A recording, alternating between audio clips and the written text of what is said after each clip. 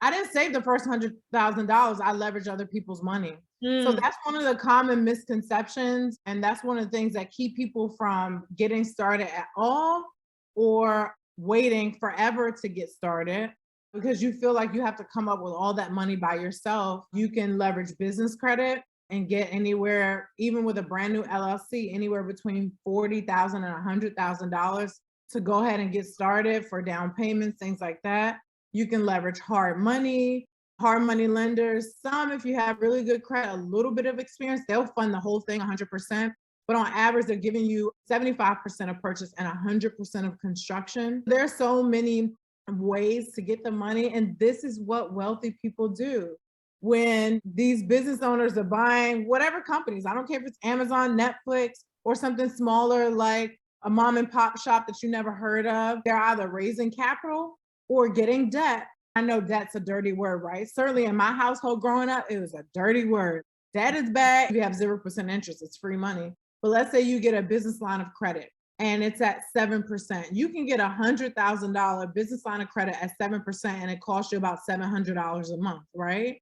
But if you are going to make 80% on your flip or 80% return on your cash, if you're doing a buy and hold deal, that money costs you nothing.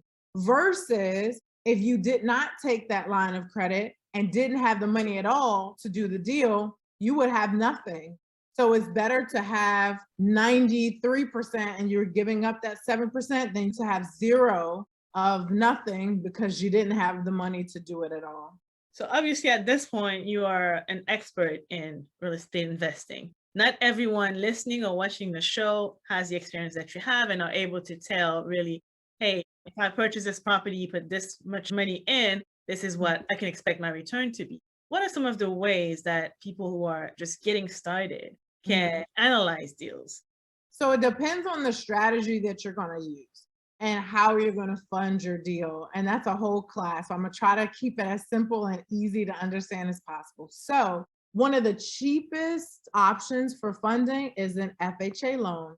It stands for Federal Housing Authority, it's backed by the government. You're getting it at 3.5% interest, which is super low. That's almost free money.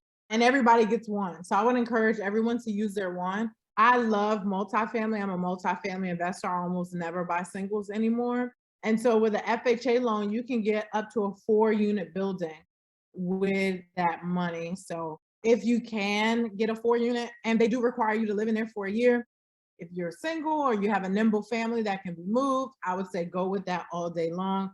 And if the property needs construction, they will give you something called a 203K loan that will come from the bank. And if you plan to do that, you want to make sure that your bank offers both. So the strategy that I love the most is when I purchase the property more cheaply, then I renovate it. And now after I renovate it, it's worth a lot more. And then I go refinance and pull the cash out. Not all of it, but a good chunk. Let me give you a specific example. So there's this house that I bought for $35,000. It was super cheap and really is teeny, not in the best condition. It needed about $70,000 worth of work. It was under 1,000 square feet. So small 2 bedroom house, row house in Philadelphia.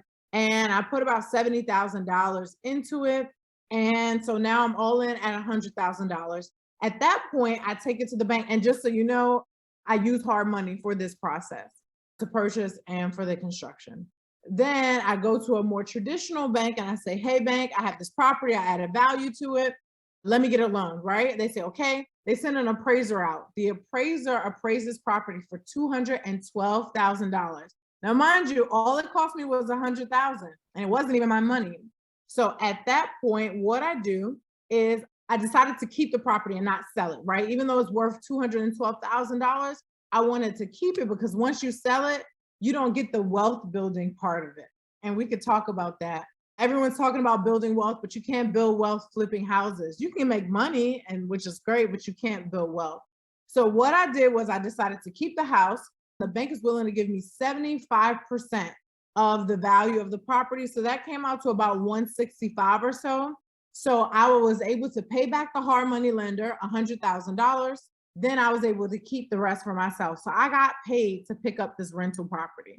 And then now I have this chunk of cash. Next time I might not have to get a loan because I can use this chunk of cash to pay off the next one. Now you're thinking, okay, I have this debt, I have to pay off this loan.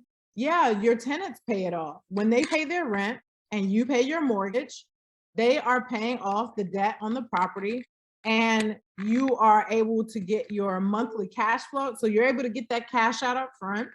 You're able to get your monthly cash flow, and you're able to get the long-term equity. That is where the wealth is built. So that property that was appraised at 212, that neighborhood right now, houses are going for about 275. And I haven't done any extra work, nothing to it. And that's over what, a 3-year period. So this is what we mean by passive income, making money when you're sleeping. So for someone getting started, what are some of the things that they can do so that they don't over leverage debt? Especially like we're officially in a recession, right? People have to be mindful about how much debt they take on. What are some of the advice that you have?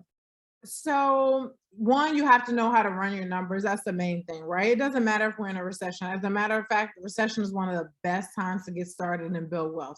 Things are going to go on sale, and the people who are prepared are going to benefit from it. So get prepared. Many millionaires are created in a recession, and that's going to be true this time around.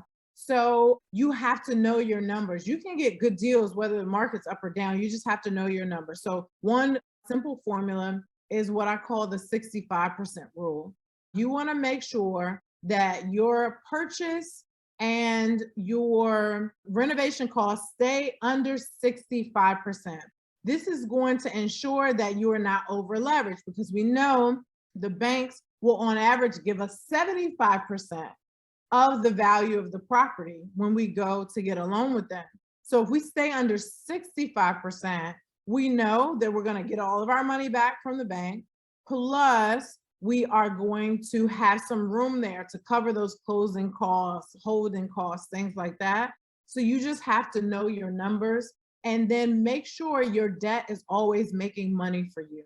There's a 1% rule that I use for rents, because that's how you're going to make your monthly cash. So 1% rule says if I'm going to take a loan for $100,000, I need to collect at least 1% in rent to be able to service and cover that debt. And your bank won't let you get the loan without this anyway. They're going to say the same thing.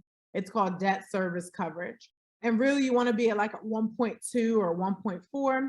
So let's say you have a house and the mortgage is $100,000 a month.